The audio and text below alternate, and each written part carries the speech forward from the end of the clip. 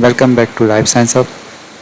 पिछले वीडियो में हमने CSIR नेट के क्वेश्चन पेपर के स्टार्टिंग के 5 क्वेश्चन को सॉल्व किया था।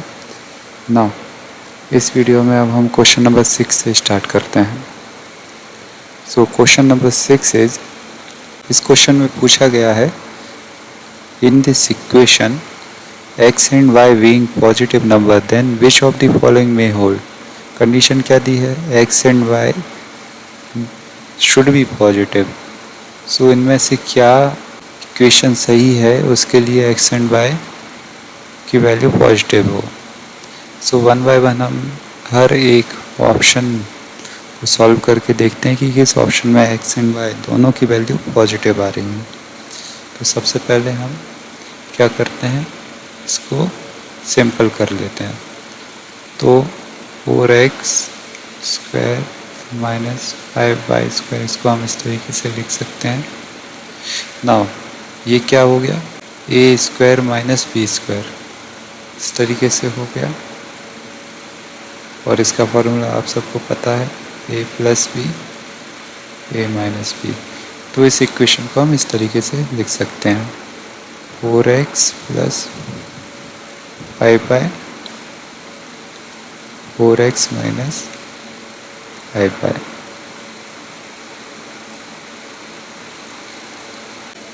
सो इस इक्वेशन की हेल्प से हम हर एक ऑप्शन के लिए x एंड y की वैल्यू को निकालते हैं। तो ऑप्शन नंबर फर्स्ट को देख लेते हैं।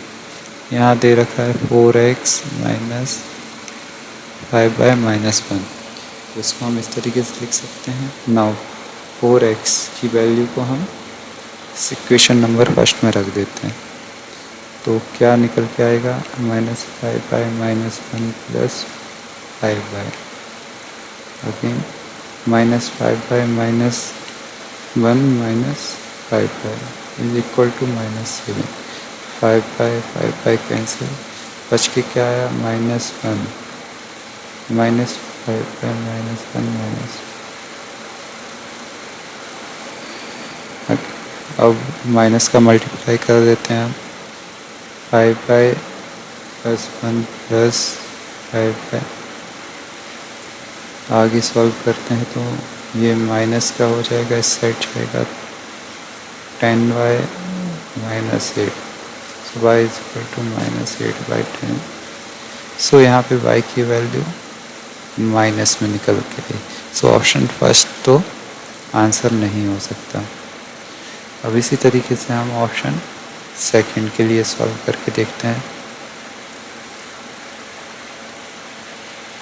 Option second, again option first है 4x माइनस 5y माइनस 1। इसी तरीके से ऑप्शन सेकंड भी हमारा निकल के आ रहा है, 4x minus 5y minus 7। Again जो माइनस है, माइनस के प्लेसेस हैं, वो ऑप्शन 2 में ऑप्शन फर्स्ट के जैसे ही है। सो यहाँ भी हमें y की वैल्यू माइनस में ही देखने को मिलेगी।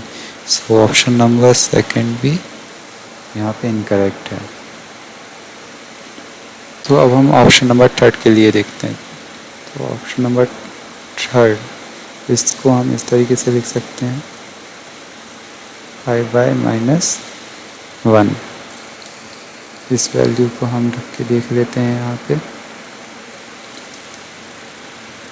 क्या निकल के आएगा, 5y minus 1 plus 5y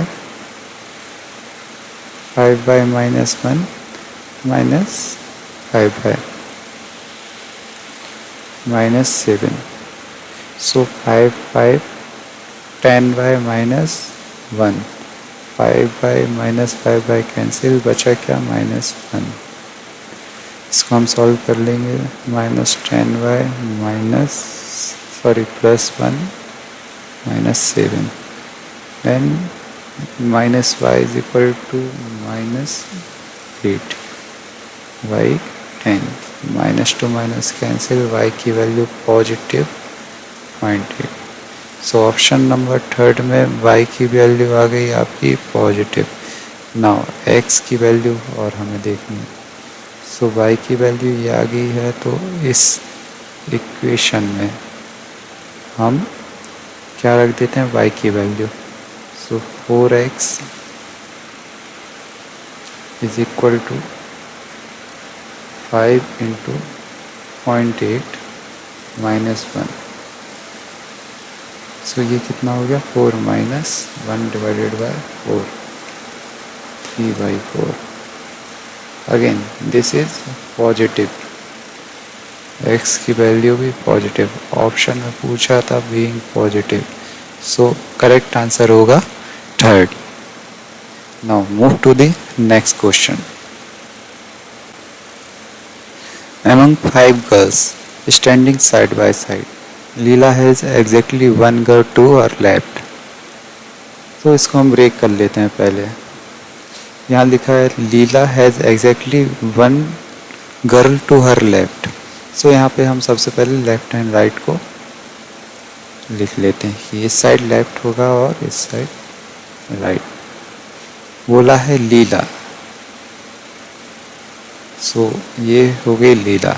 Leela has exactly one girl to her left, तो यहाँ पे कोई एक लड़की है। फिर क्या बोला है, Alice is just right of Prerna.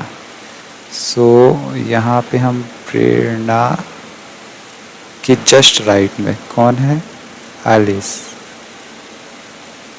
Okay, now there are at least 2 girl between Radha and Zarina.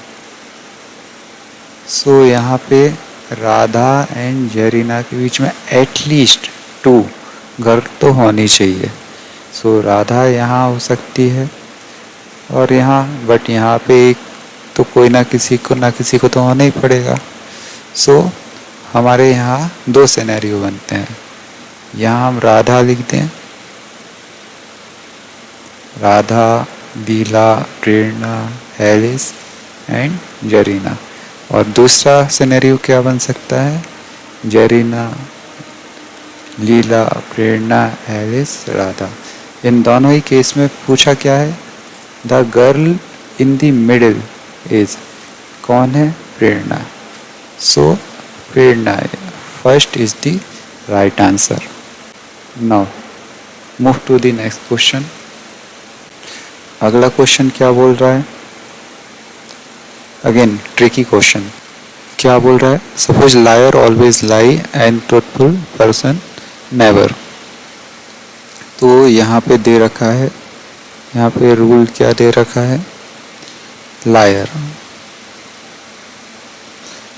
Always लाई, तो झूठा हमेशा झूठ बोलेगा। एंड ट्रूथफुल नेवर लाई, जो ट्रूथफुल है वो कभी भी झूठ नहीं बोलेगा। ये रूल है, ये दे रखा है। यहाँ पे मैं लायर को एल से डिनोट करूँगा और ट्रूथफुल को टी से। सो क्या बोल रहा है क्वेश्चन में, in a group of 4 people A B C D, A says B are all liars. So A क्या बोल रहा है, ऑल लायर्स। अगर ए सही है, सारे झूठे हैं, तो ए सही बोल रहा होगा। बट ए अगर सही बोल रहा है तो सारे झूठे हो भी नहीं सकते। सो ए इज अ लायर।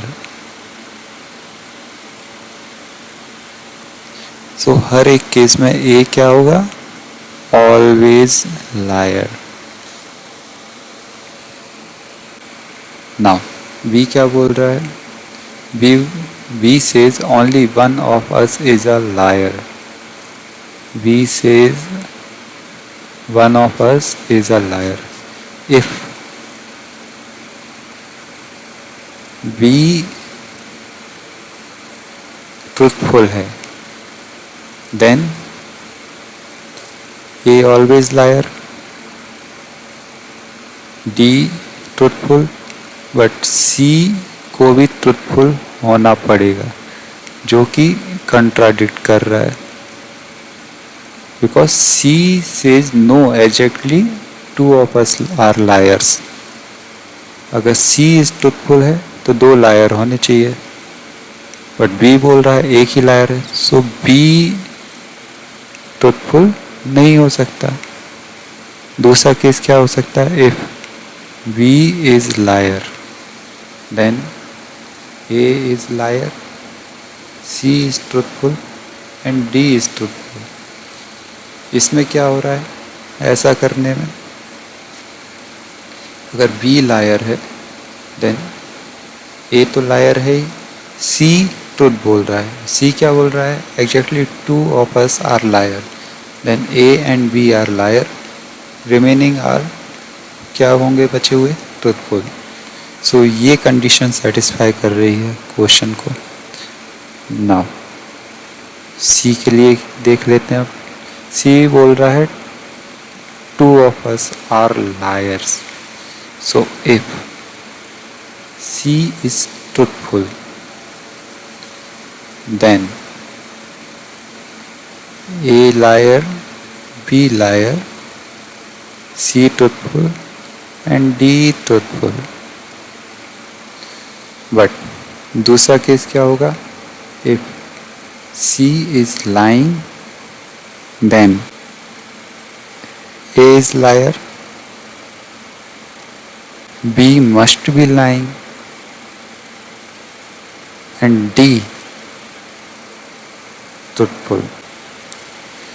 तो डी लायर यहाँ हो नहीं सकता है क्योंकि सारे लायर है नहीं।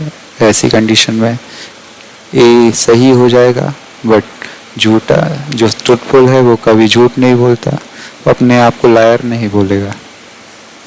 अगेन सो डी इस केस में भी ट्रुथफुल आ रहा है, इस केस में भी ट्रुथफुल आ रहा है। डी क्या बोल रहा है, डी बोल रहा है I am truthful. If D को हम बोल देते हैं डी इज अ लायर, तब केस में क्या होगा, यहाँ पे ए तो लायर है ही, बी लायर होगा ही, क्योंकि डी को अगर हमने लायर मान लिया तो ए और दो लायर हो गए। सो दो लायर हो गए तो बी यहाँ पे झूठ बोल रहा है। Then C, if C is truthful then D should not liar, क्योंकि सी बोल रहा है दो लायर हैं, तो दो तो यही हो गए, तो डी लायर हो नहीं सकता। और if C is liar then D must be truthful, D liar हो नहीं सकता क्योंकि चारों लायर नहीं हो सकते। सो D क्या बोल रहा है, D is truthful, D is truthful। then option में क्या पूछा है, which among the following is definitely false, या D is not a liar। So D is क्या है, D truthful। So answer is 4। Now move to the next question। इस question में क्या दिया है, the growth model for a population is। So ये growth model दिया है, ये इक्वेशन दी है। यहाँ पे NT क्या दे रखा है, population at time T, N0 दे रखा है initial population, R is the per capita growth rate, तो R ग्रोथ रेट है। क्वेश्चन में क्या पूछा है, how long does it take for the population number to double, population double होने में कितना टाइम लगेगा।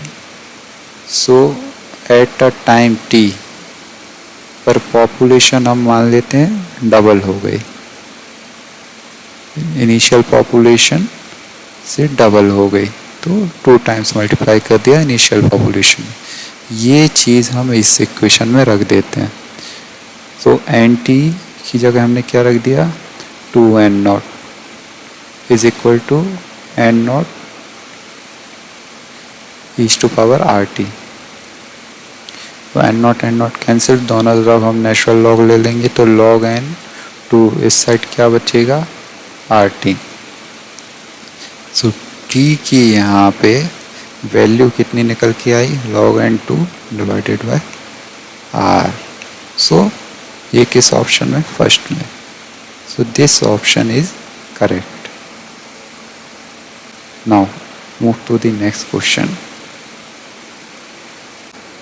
नाउ नेक्स्ट क्वेश्चन क्या है, क्वेश्चन नंबर 10। ये इस वीडियो का आखिरी क्वेश्चन है।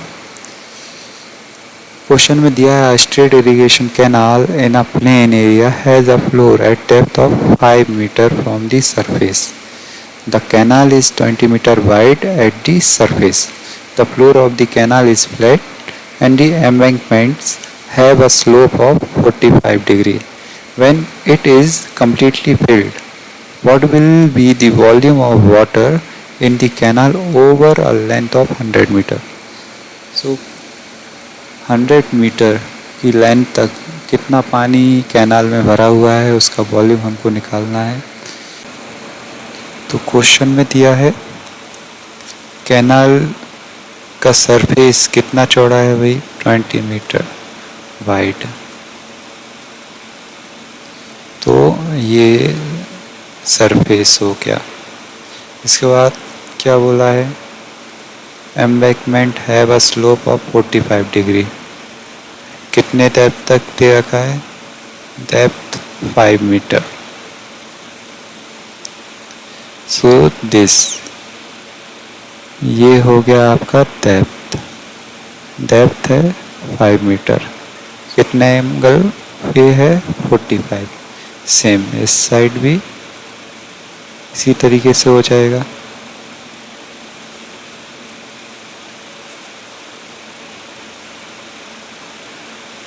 ये बॉटम सरफेस हो गया, बॉटम सरफेस हमें पता नहीं, सो ये हम निकाल लेंगे। सो 45 डिग्री एंगल होने का कंडीशन क्या है, कंडीशन है base should be equal to height.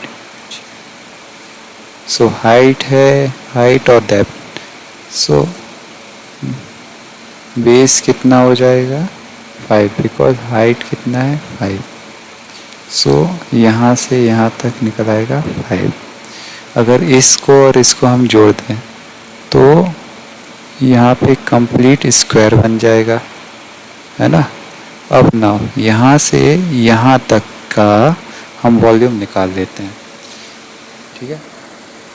So यहाँ से यहाँ तक की डिस्टेंस कितनी हो जाएगी,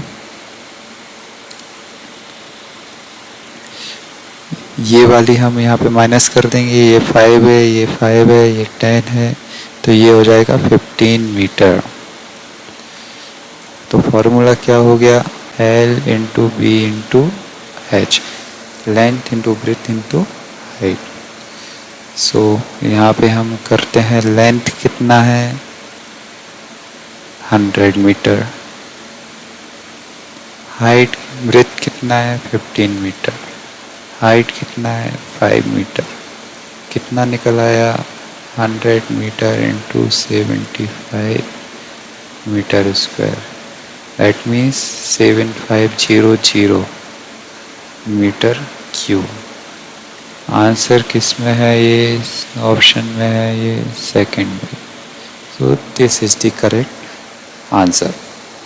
नाउ नेक्स्ट वीडियो में हम अगले 5 क्वेश्चन को लेंगे। तो मिलते हैं हम अगले वीडियो में। अगर आपको कंटेंट यूज़फुल लग रहा हो तो हमारे चैनल से जुड़े रहिए और इस चैनल को सब्सक्राइब कीजिए, वीडियो को लाइक कीजिए। धन्यवाद, मिलते हैं अगले वीडियो में।